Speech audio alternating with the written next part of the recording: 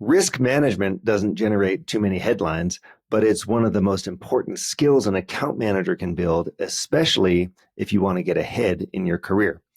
In this episode today, I'm joined by Lisa Honaker, who is VP of Account Management at Actable and a former senior leader at HighSpot and FedEx. Lisa has spent years leading post-sales teams through every kind of market cycle, and she's built systems that catch customer risk before it's too late. We get into what most account managers get wrong about risk, why single-threaded relationships are your biggest blind spot, and the simple math behind her 3 wide and 3 deep model for protecting accounts. Lisa also shares how she uses AI tools for account research, what separates real and powerful account planning from just administration and busy work, and how to stay relevant when your customer champion changes jobs. I hope you enjoy this episode of Account Management Secrets. If you're an account manager, you already know this. You're the one keeping the business running. You own the client relationships, drive the revenue, and solve the tough problems for your customers. But here's the challenge. Most companies don't give account managers the training or recognition they deserve. That's what you'll get here on the Account Management Secrets podcast. I'm Alex Raymond, and after working with thousands of account managers, I know what separates the best from the rest.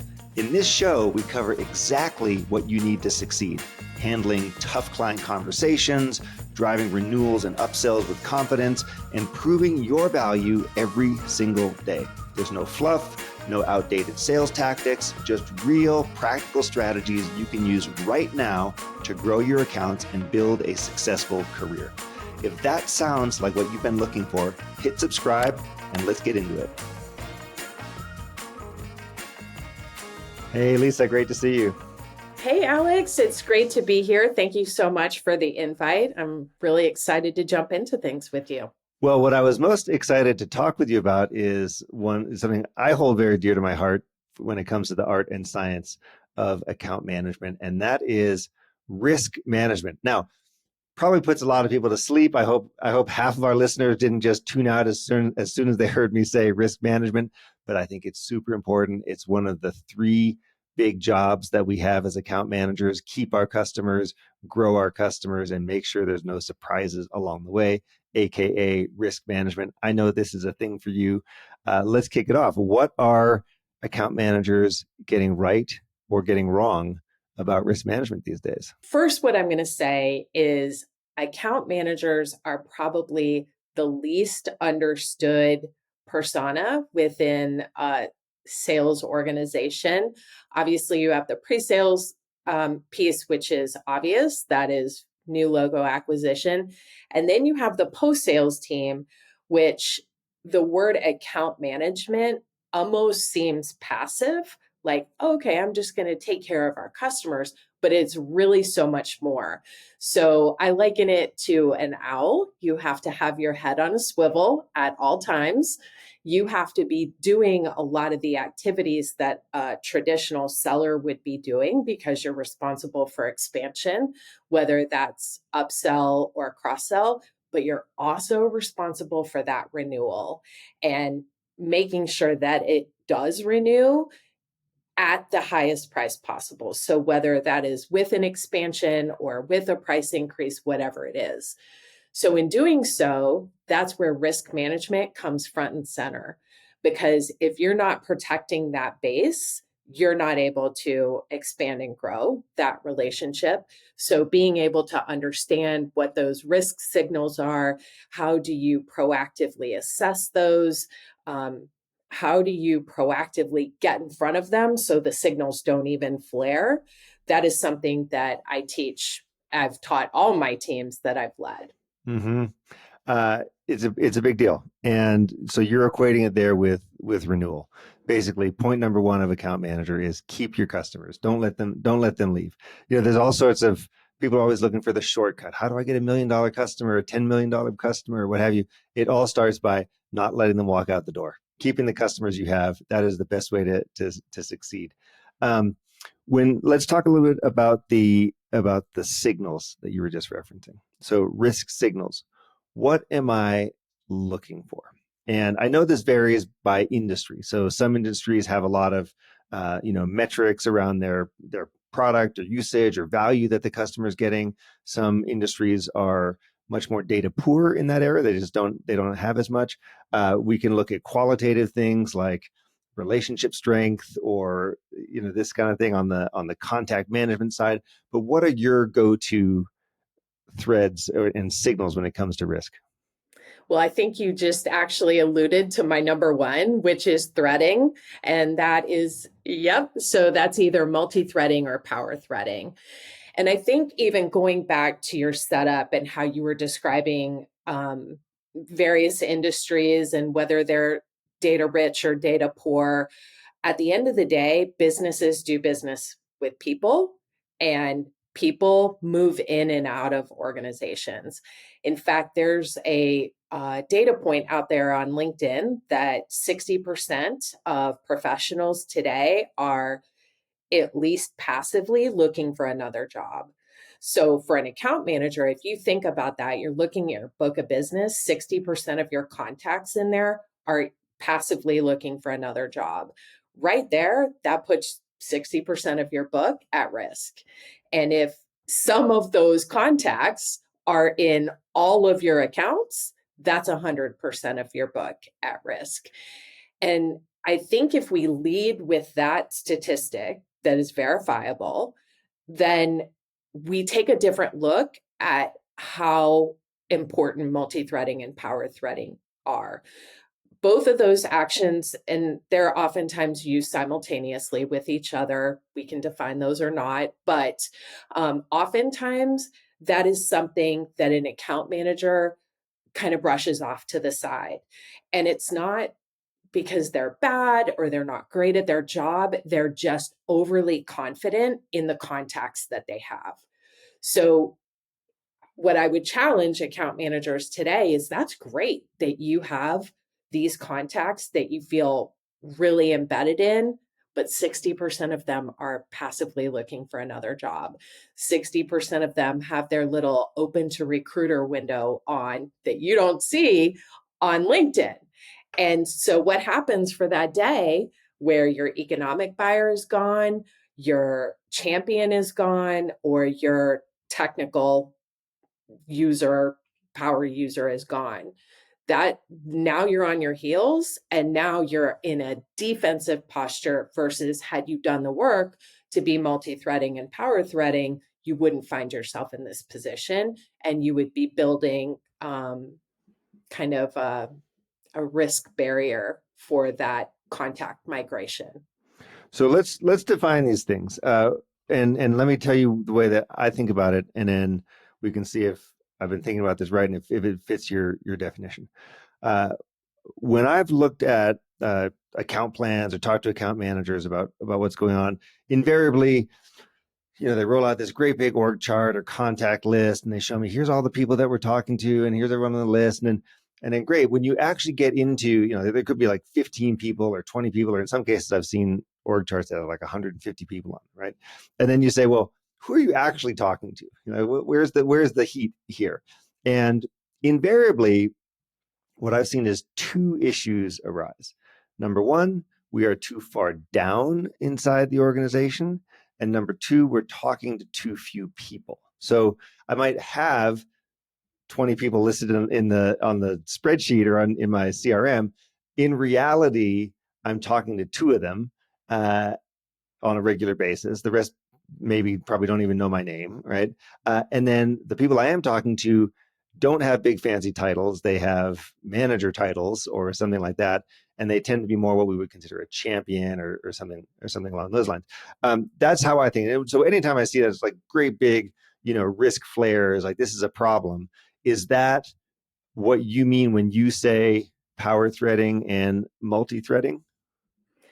You nailed it, Alex. And one of the things that we chatted about off air is stopping the glorification of busy. And so that 150 person org chart or the 20 person, whatever the number of bodies are, I'm going to give you the right number of bodies. AI can do all that. What AI can't do is Tell me where the seats of power are. Tell me about your relationship. Who influences who in this in this organization, title or otherwise? And how are you conveying value to this person? And how do they win personally? All those things AIs cannot replace. That's the human knowledge.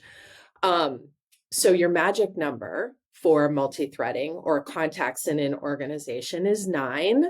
Why Okay. is it 9? Thank you. We have an answer. The answer is You 9. have an answer. Yes, you do. It's not 150 and it's not 20, but it is 9. And where do you get 9? You want to be 3 wide. So that's 3 functional areas by 3 deep. And that 3 deep is your economic buyer or above the line, think VP or higher. That's your on the line person. So you mention them, manager, director, and then you have the below the line, which is going to be your individual contributor who will feel the pain if you rip out their solution. So they are valuable, especially if they're a super high performer. And they don't have to be in sales. Maybe they're in marketing and they're on a future career path that you don't know about yet because you haven't multi-threaded with them. But never underestimate the influence that an individual contributor can have. But to your point, oftentimes our account management organizations are sitting with 1 or 2 contacts, and they are often below or on the line. And what I tell my teams is those people can say no, but they can't say yes. And so when we're strategizing on deals or going through MedPick or doing a grow coaching session, I always ask them, but can they say yes? And that is the stump the band moment. But if you have the 3 wide and you have the 3 deep and you build yourself a little matrix and understanding who, it doesn't have to be perfect right out of the gate. Just identify who those players are and then start building up your cadence to meet with them and have a discovery call. Say, hey, I did some research. I understand this headwind is facing you. I hypothesize that XYZ challenge is hitting your particular department. Tell me how this lands with you. It's just a conversation. It is reflective that you've done a little research on that, but then it opens up this dialogue to start that multi-threading or power threading process. And so when it comes to the 3 wide, is it always the same set of functions, or does it vary based on the customer, based on what industry you're in? Like, give us an example. What a great question. So when I was at HighSpot, which is GTM sales software, our personas were revenue, RevOps, marketing, and then, of course, everybody in SaaS, who's your newest persona, the CFO. So you've got that persona, but other industries have very different personas that they're working with. So here at Actable, we've got operations as a big persona that we go after. They're responsible for how hotels run. So it's very different. Their needs are different. I don't like this quote, but it'll resonate. I highly advise we never use this with customers, but what keeps them up at night? That is very different based on industry. Okay, got it. So the instruction then to someone listening is do the 3 wide, 3 deep, figure out who your 3 wide are, what makes the most sense for your business based on your scale, based on who your customers are. And then you mentioned cadence. So presumably, I'm spending more time with the people who are below the line or on the line versus the ones who are very senior. This is just kind of general nature. It's harder to get a hold of them, harder to spend time with them. So what are the recommended cadences to minimize our risk? I don't have a secret sauce for that because that also varies very much on what you sell, as well as are you partnering with a customer service manager on that? Because obviously the CSM function traditionally is responsible for value and adoption. They have weekly or biweekly syncs as well as QBRs. And then the account manager is responsible for the commercial aspect of the relationship, but also very much needs to be in tune with the value realization on that. For me and how I coach my team, we need to really be working with the on the line, above the line people for sure. Not every CEO is going to give you their time every week. But if you are coming to them with headwinds or tailwinds that are impacting their business, and everybody wants to know what everybody else is doing, and you can give them actionable insights to take action on to either mitigate some risk that's coming their way or take advantage of an opportunity that's coming their way, a CEO, CFO is going to meet with you. So that's a non-answer to your question, Alex. It depends. But I do feel that our account management team needs to be focused on the line and above the line people. Well, this is important because we all get told, every account manager gets told to go, sell higher, call higher, get the fancy title people in the room, and makes sense. We know there's extremely clear data that shows that when you engage with the C-suite, specifically if you've had C-suite in your last two QBRs, you are way more likely to open an upsell opportunity with this company than not. And if the C-suite is bailing on your QBRs and they're ghosting you, you're way more likely to churn them as an account. So we know that that stuff is true. So therefore, we all turn around to the account management team and say, go do this, go call higher. And they understandably turn around and say, well, how? Like, how do I do this? And what do I do? Because a frustration that a lot of people have is their boss says, go call higher. They try and they can't get through and their meetings don't happen. And they don't have they don't have the magnet for attracting the senior executive. So I like the way that you framed insights, because I've thought about this specifically as it relates to QBRs, but this is going to be true for any kind of engagement with the C-suite. And I think it comes down to three different things. And if you can offer these things, you are way more likely to get a meeting. You're not going to get it every time. You're not going to get the full hour with the CEO or what have you. But if you can at least be offering some type of insight, like you just said, tailwinds or headwinds. So something that they want to learn from, either to understand their own organization better or to understand their industry better. So you can provide some type of insight. If you can provide access, and what I mean by access is to the smart people at your company, the ones who wrote the book and are on the website giving fancy talks, and the quote unquote thought leaders out there, give access to them. And then the third is what is alignment, which is a very overused term, but the point of alignment is, are we working on the things that are most important for the customer? Meaning, is what the customer is waking up thinking about in the morning what we are 100% dedicated to. So I think we can do those things, then we are going to be in good shape to hopefully land the meeting and answer that question of, like, how do I go about this? How do I call higher? What do you say about that? Oh my gosh. So I totally want to tell you stories that have happened just today with Okay, my team. tell us. Yeah. Because this literally happens every single day.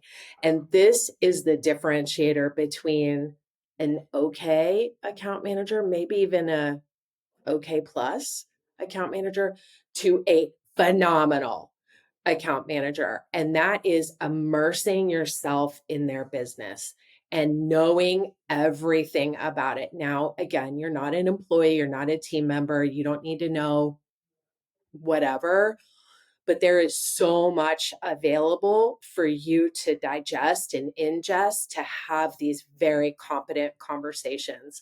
And one of the things that you just said about the QBRs, Alex, because I do listen to your podcast and I do go to your webinars, is you challenged the whole idea of a QBR, because nobody cares about adoption. Well, they do, but a CEO, CRO, CFO is not going to come to a QBR to talk about adoption and support tickets. It's not happening. What they are going to talk about is the thing that you said: flip the script on a QBR and bring 3 actionable insights. That's your quote. I have used that. I stole that from Oh, you, how'd it go? How'd it Alex. go? Tell us. Do tell. It does work. It does work. So I will give you an example. This just happened today. So I'm not going to say that this worked yet, but I could see the light bulbs going off. So one of our clients is a very, very, very well-known snowy destination property management group. We'll leave it at that. So I did a little research with my friend Gemini, which every account manager can do for free. Whether it's Gemini or ChatGPT or Claude, it doesn't matter. You don't have to be a rocket science to this. And I said, what are the value drivers of XYZ property management company? Come to find out that they sell this pass program, which gives you access to all of their resorts. So think of the number of lift tickets that you now don't have to buy if you buy this pass, which of course I'm sure comes at a premium. But if they're working to sell those points of access through this pass, the pass cost X.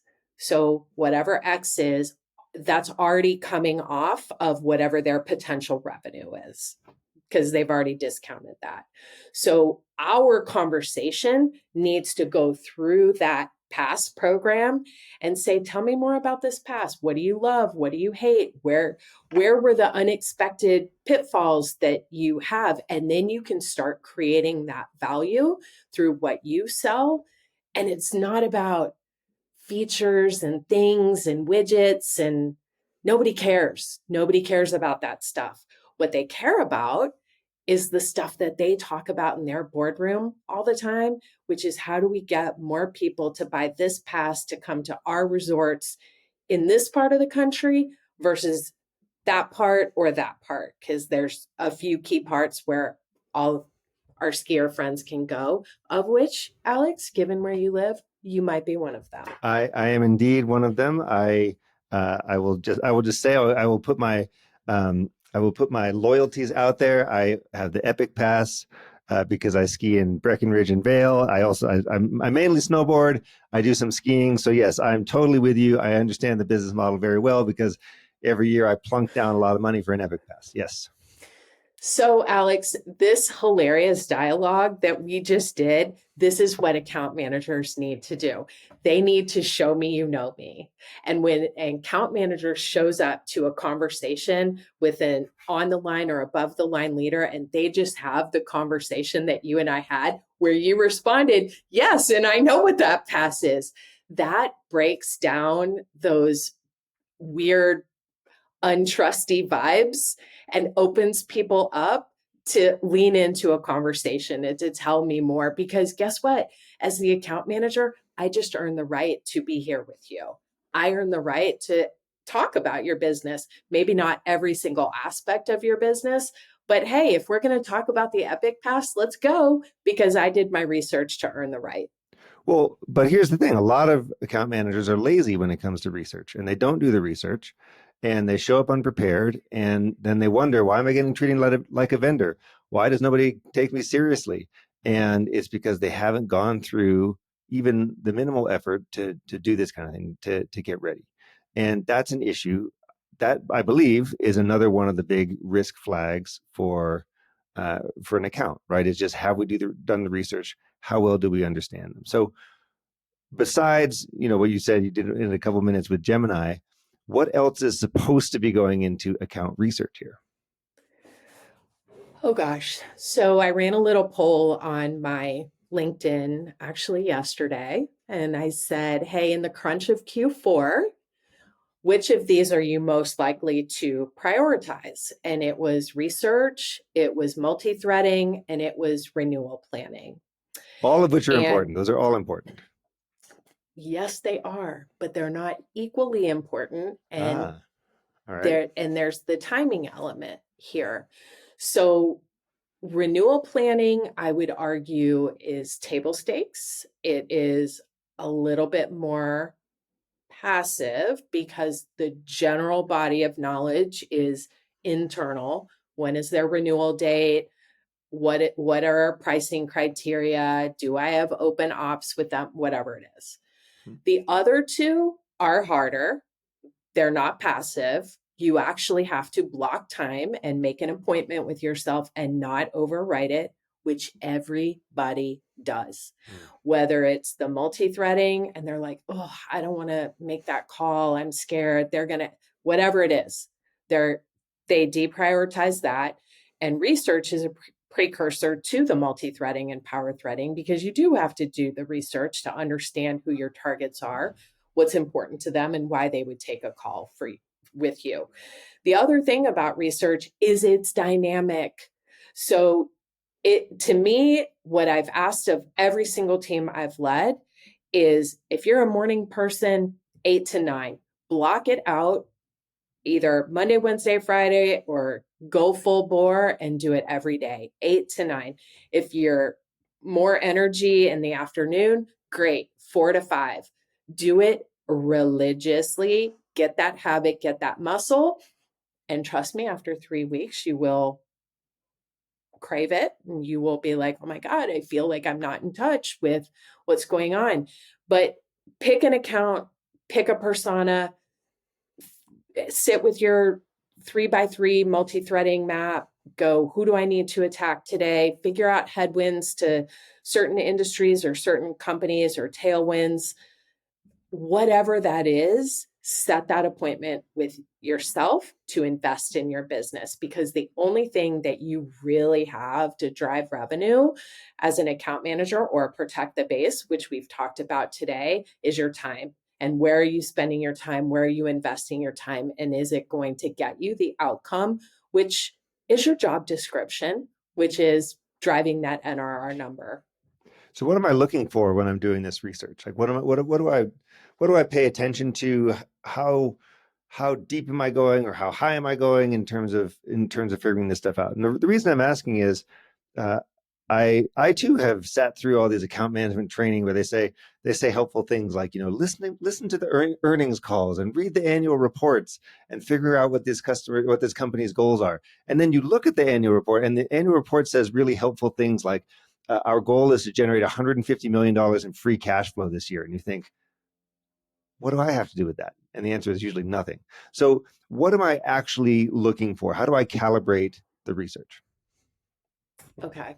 So I was told those things too. And those things have a degree of an importance. Obviously, you want to know if your client is in growth mode or trouble mode. Back to the old Miller Hyman days, those are valuable, super valuable.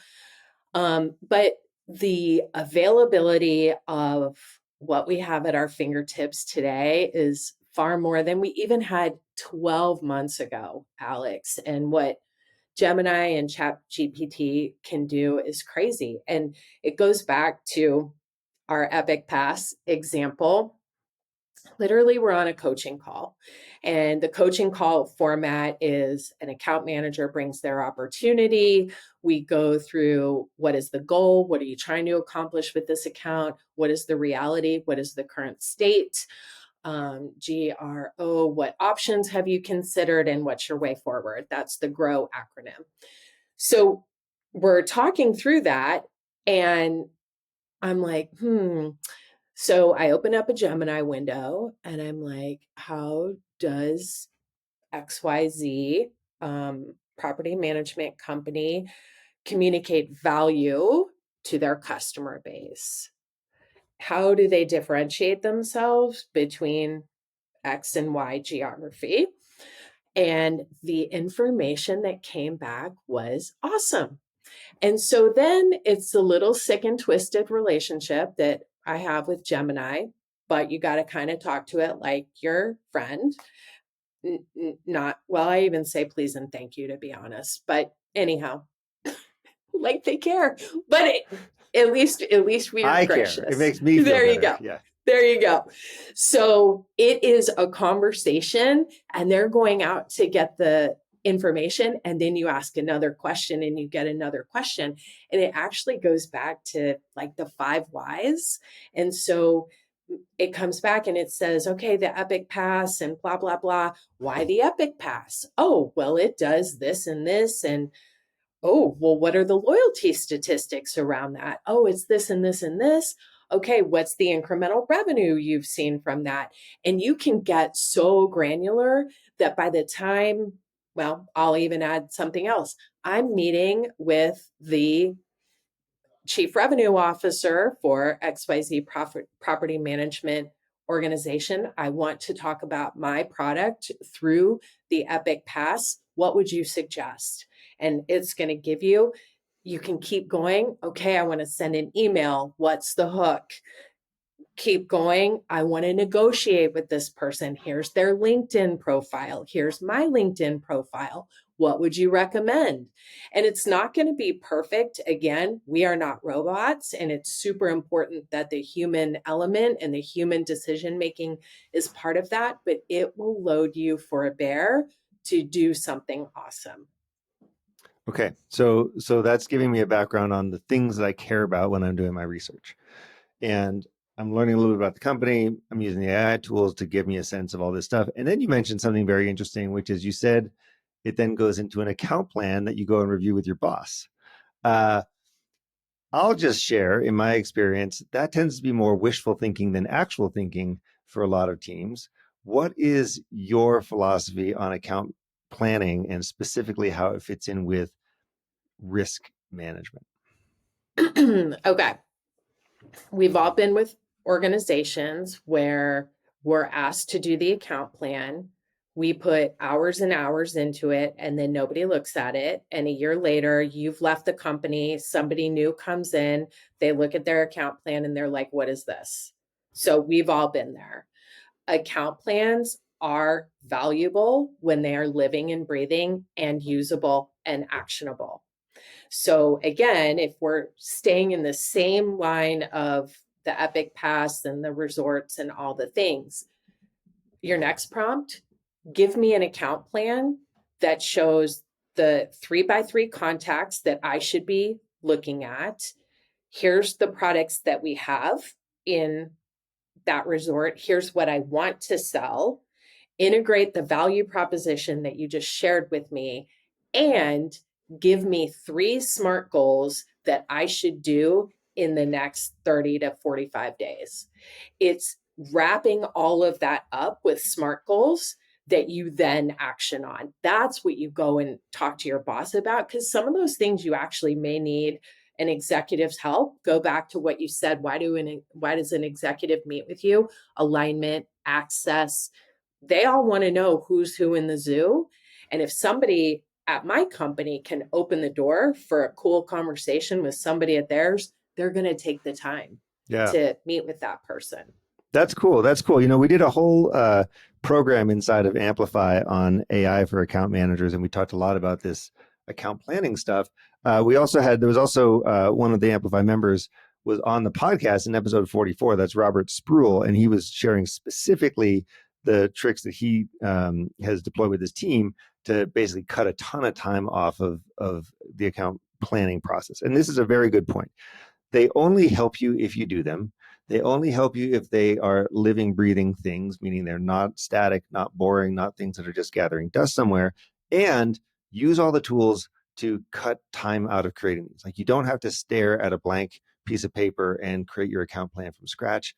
There's plenty of ways that you can get a huge jump start on this stuff. So I think those are all ways to reduce the time to value, as we talk about, reduce the time to value of the plan itself. Now, question I have for you: what is the maximum number of accounts that I can have and still effectively do account plans? This is a big issue because a lot of people, they hear this thing about account plans and they're like, but I have 20 accounts. I can't possibly do 20 plans. Or in some cases, I have 50 accounts. And then it's just like a foregone conclusion that they're not going to do them.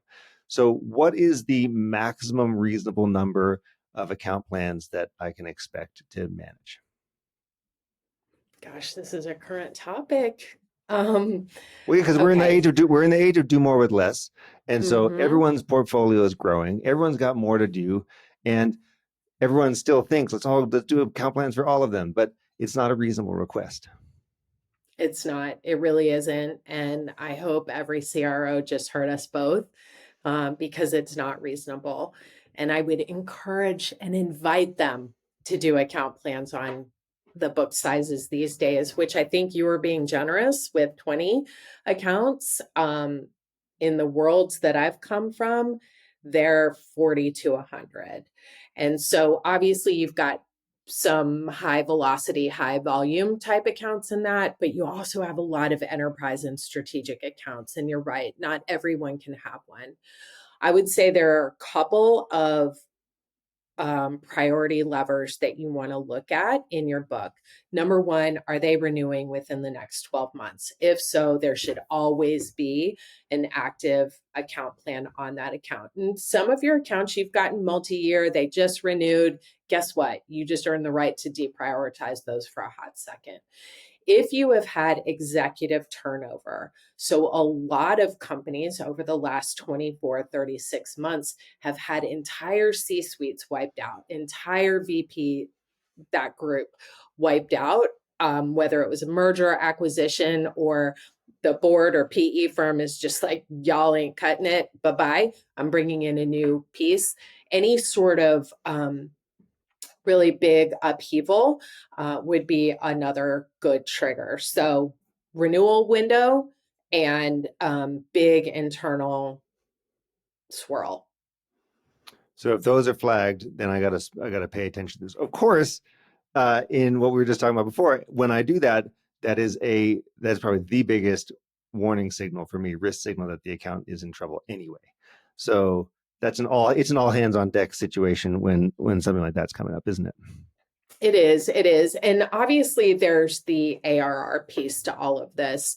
For your top 10 or 20% of your accounts from an ARR perspective, if they're renewing in the coming 12 months, obviously account plan them. If they're renewing in the next 24 months, but they're still part of your top 20 in ARR, what I coach my team to is maybe touch those twice a year, not constantly, just so you can keep your finger on the pulse of if those big internal changes are happening.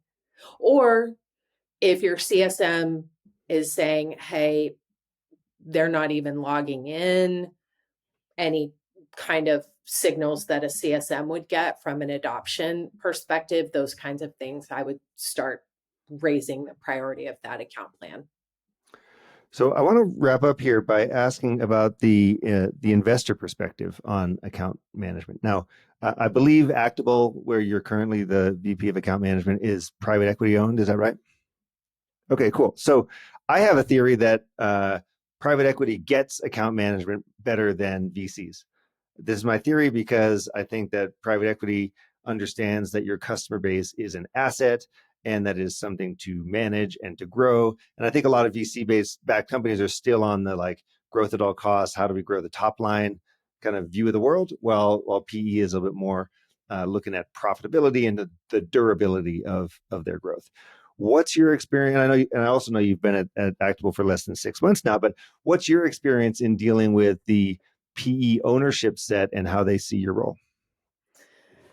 So I have only been here for 6 months, but I came from a VC backed company. So I've definitely seen both sides of the coin. And I agree in general with your summary.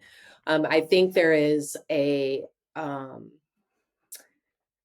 PE companies are accountable to a broader range of stakeholders, especially if a VC firm is still founder led. That group is a lot tighter, and a different set of operating principles can be in play, and that can be okay. In fact, they're both okay, they're just different.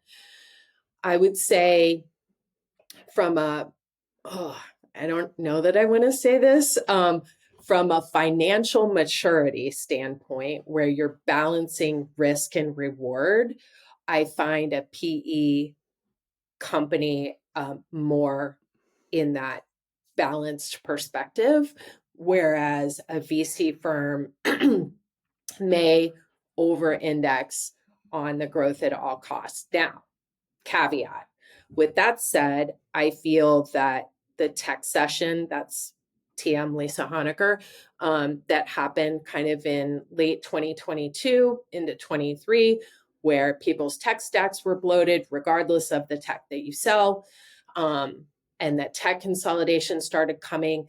That's when a lot of VC firms were like, whoa, now we got to protect our customer, but you over indexed on that pre-sales side, and you can't always move a pre-sales person to a post-sales role. That's comes with a bit of friction. So I would say in general, very broad brush statement, VC firms were a little late to that party, whereas PE or the traditional Fortune 500, Fortune 2000, they understand that you've got to protect the base. And when you're protecting the base, number one, your cost of growth is a lot lower. And then number two, if you're protecting your base and you're nurturing it, then of course you're going to grow because they're going to want more of what you've got. They value the relationship, the personal one, and the value that you have created for that company. Fantastic. Awesome. Well, let's end there. I really appreciate the tour through risk management from the eyes of an account management leader. To understand that it is an area of improvement for, I think, many of us. We can get better at this. And it's one of these fundamental things where, guess what? If you get better at risk management, your retention is going to go up. You're going to have more growth opportunities in front of you. Lots of good things will come from this. So, Lisa, thanks so much for joining me here and sharing. Thank you.